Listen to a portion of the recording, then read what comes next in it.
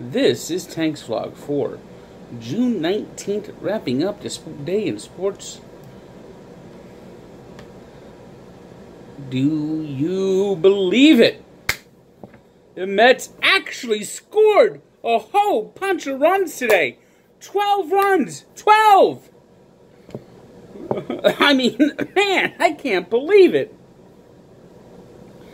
And Jacob deGrom has to be the happiest person for it, because they finally scored some offense for him. They scored more runs tonight than they did in his last 8 starts combined. As deGrom's allowed just 1 earned run, 8 innings, as the Mets won 12-2. deGrom's now 5-2 with a 1.51 ERA on the season. It's amazing how great he has been this year. He's been one of the best pitchers in baseball. And the Mets just can't take advantage of it. Well, it's actually down to a 3rd straight win, believe it or not. And the hitting star is Brandon Nimmo, who started the game with an inside-the-park home run, later hit a traditional home run as he played in front of friends and family who drove down from Cheyenne, Wyoming to Colorado. The Mets did what they had to. The Rockies' pitching right now is pretty damn bad. So they had to take advantage of that, and they certainly did. And boy, what an absolute monster game. And I want more. I want more of this. This is what the Mets should be doing. Let's hope it continues. Get back to some sort of form of respectability, at least. Meanwhile, the Yankees returned to Washington, where last month they were washed out. They finished off that suspended game, and the Nationals got a home run by Juan Soto. Juan Soto has given the Yankees some fits in the last couple of weeks. Now, what's interesting is Juan Soto's 19 years old, and he made his Major League debut after the suspended game began. So, get this. The stats for the game actually count for the date when the game began. So, Juan Soto's home run will actually be recorded in the history of baseball before he made his Major League debut, because it was a suspended game, and the stats go back retroactive to the other day that they played, and he had a game-winning home run, even though at the time he was in the minors and had never played a Major League game. That's baseball, Susan. In the nightcap, the Yankees got some great fielding work by Aaron Judge, a home run by Aaron Hicks, a solid start from Sonny Gray, and a 4-2 win. Aroldis Chapman was a little shaky in the 9th. Got first and second, and Trey Turner gave the ball a ride. It really looked like that was going to be a double, or it might even be a home run.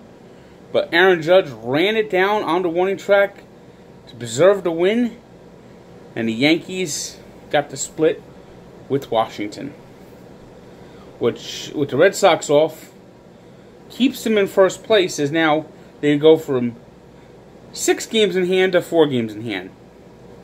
And splitting is what's necessary to stay in first place. The Marlins edged the Giants 5-4.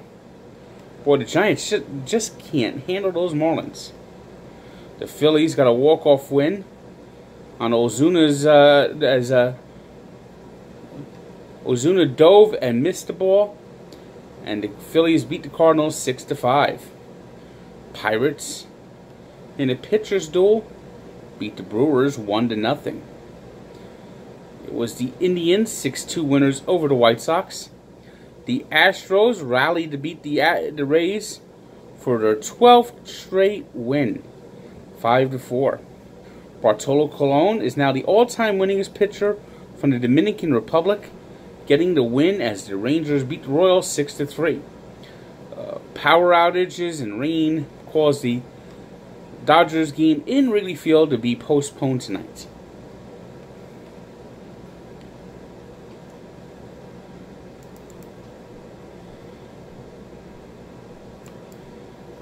We got one game that's still in progress as I'm recording here, and Diamondbacks have a 7-4 lead over the Angels in Anaheim. Barring a collapse, the Diamondbacks should be able to get that win. I mean, oof. They collapsed yesterday. That would be brutal if they had their bullpen collapse 2 days in a row. And I see Bradley's out trying to get to close out this one. Not Boxberger. World Cup action was Sweden beating Korea. South Korea, that is, 1-0. Belgium got off to a slow start, but once they got going in the second half, took apart Panama, 3-0. And it was England 2-1 winners over Tunisia.